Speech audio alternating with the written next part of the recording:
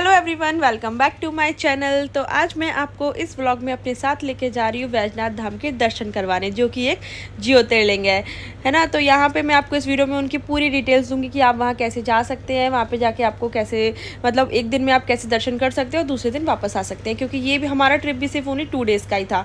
तो यहाँ आप बाय ट्रेन भी जा सकते हैं और बाय रोड भी जा सकते हैं। तो बाय ट्रेन जाने के लिए वहाँ पे एक जसीदी स्टेशन है, आप वहाँ जा सकते हैं, और बाय फ्लाइट जाना है तो डायरेक्ट देवघर आपकी फ़्लाइट जाती है, जो कि दिल्ली से एक ही फ़्लाइट जाती है मॉर्निंग में, जो आपको 11 बजे पहुंचा देती है। तो हमारी सुबह 8:30 बजे की फ़्लाइट थी, तो हम सुबह 7 बजे एयरपोर्ट आ गए थे। और यहाँ पे हमने अपना सिक्योरिटी चेक इन वगैरह करा लिया था। यहाँ पे उसको एक डॉगी मिला मेरी बेटी को, तो बोलती मम्मा डॉगी को कैसे एंट्री मिली जब इसके पास टिकट नहीं है। तो उसको बताना पड़ा कि भाई ये सब चीज़ें सिक्योरिटी के लिए होती है। तो यहाँ पर हम जा रहे थे, मतलब जहाँ पर हमारा फ़्लाइट आती है हम वहाँ जा रहे थे। हमारे ना जितने भी ज्योतिर्लिंग है, मतलब ये ना हमारा 11वां ज्योतिर्लिंग है, मतलब हमारे 11 ज्योतिर्लिंग पूरे हो जाएंगे बाबा वैजनाथ धाम के दर्शन के साथ। तो ये बाबा की एक बहुत बड़ी ब्लेसिंग है, मतलब महादेव की बहुत बड़ी ब्लेसिंग समझती हूँ मैं इसको अपने लिए। तो उनकी ब्लेसिंग्स ऐसे ही बनी रहे। तो यहाँ पे हम जा रहे थे अपनी फ़्लाइट की तरफ, और यहाँ पे हमने अपनी फ़्लाइट में बोर्ड कर लिया था। इसके बाद हम सो गए थे, क्योंकि हमें बहुत तेज़ नींद आ रही थी। उन्होंने जो भी स्नैक्स दिए वो खाने के बाद, क्योंकि हम मॉर्निंग में 4 o'clock उठ गए थे। उसके बाद यहाँ हम पहुँच गए थे देवघर एयरपोर्ट। यहाँ पहुँचने में मतलब हमें 1.5 घंटा लगता है। दिल्ली से आपको देवघर आने में 1.5 घंटा लगता है, 1.5 आवर। तो हम लोग 10:30 मतलब 11 बजे हम यहाँ आ गए थे। और ये है देवघर का एक छोटा सा बहुत ही प्यारा सा एयरपोर्ट, जो कि बहुत ही नीट एंड क्लीन और बहुत अच्छे से उन्होंने मेंटेन किया हुआ है। और आप जैसे देवघर से निकलेंगे, यहाँ पे आपको बहुत सारी टैक्सी और ऑटो मिल जाएंगे आपको मंदिर तक जाने के लिए। तो बाहर का आप मौसम देखिए, मतलब कितनी ग्रीनरी है और कितना अच्छा मौसम है ना, बहुत अच्छा मौसम था। मतलब ये वीडियो मतलब मैं आपको 24 मई का है, 24 मई 2025 का। और उस दिन बहुत अच्छी बारिश हो रखी थी, बहुत ठंडा मौसम था, मतलब बिल्कुल भी गर्मी नहीं थी देवघर में उस टाइम पे। तो हमने किया था एयरपोर्ट से लेके मतलब मंदिर तक के लिए ऑटो, जो कि मतलब आपको 150 रुपीज़ में आराम से हो जाता है मतलब। और एयरपोर्ट से जो मंदिर है वो 12 किलोमीटर है, और रास्ते में आपको ऐसे लंबे लंबे यूकेलिप्टस के ट्री मिलेंगे। तो ऑटो से आपको मंदिर तक जाने में आधे घंटे का टाइम लग जाता है। तो वहाँ पे मंदिर जैसे आप जाएंगे तो आपको होटल वगैरह कुछ लॉज वगैरह लेना है, तो आप वहाँ पे एक टावर चौक करके जगह है और शिव गंगा मार्ग है, वहाँ पे आप आराम से ले सकते हैं। बहुत रीजनेबल रेट में आपको आराम से मिल जाएगा।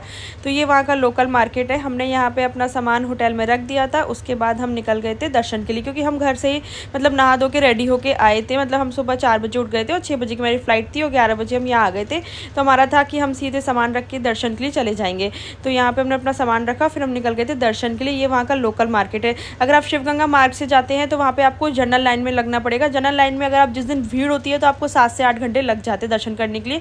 और एक है दूसरा ये शीघ्र दर्शन, जिसके लिए आपको टिकट लेना पड़ता है। तो ये शीघ्र दर्शन का टिकट ना 300 रुपीज़ का पर हेड होता है। तो आप इसको भी ले लीजिए, लेकिन इसमें भी आपको 2 से 3 घंटे आराम से दर्शन में लग जाते हैं। तो हमको 3 घंटे लग गए थे दर्शन करने में।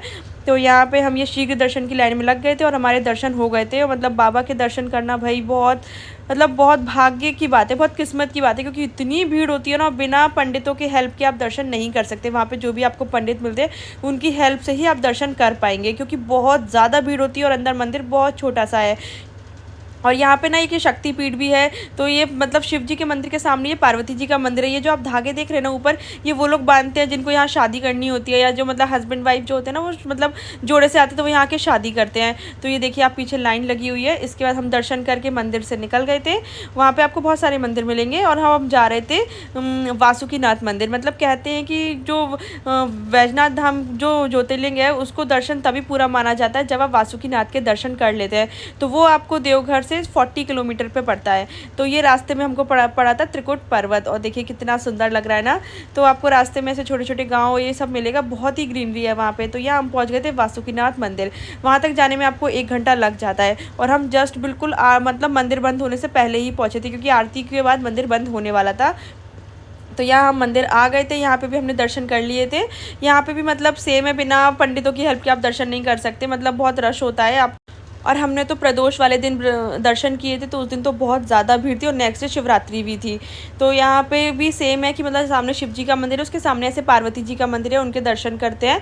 और जस्ट अभी आरती हुई थी यहाँ पे, तो हमने आरती भी अटेंड की यहाँ पे। उसके बाद हम निकल गए थे डुमका के लिए, क्योंकि डुमका यहाँ से ओनली 20 किलोमीटर है। तो वहाँ पर हमारा होटल बुक था। आपको व्लॉग कैसा लगा तो चैनल को सब्सक्राइब ज़रूर करना।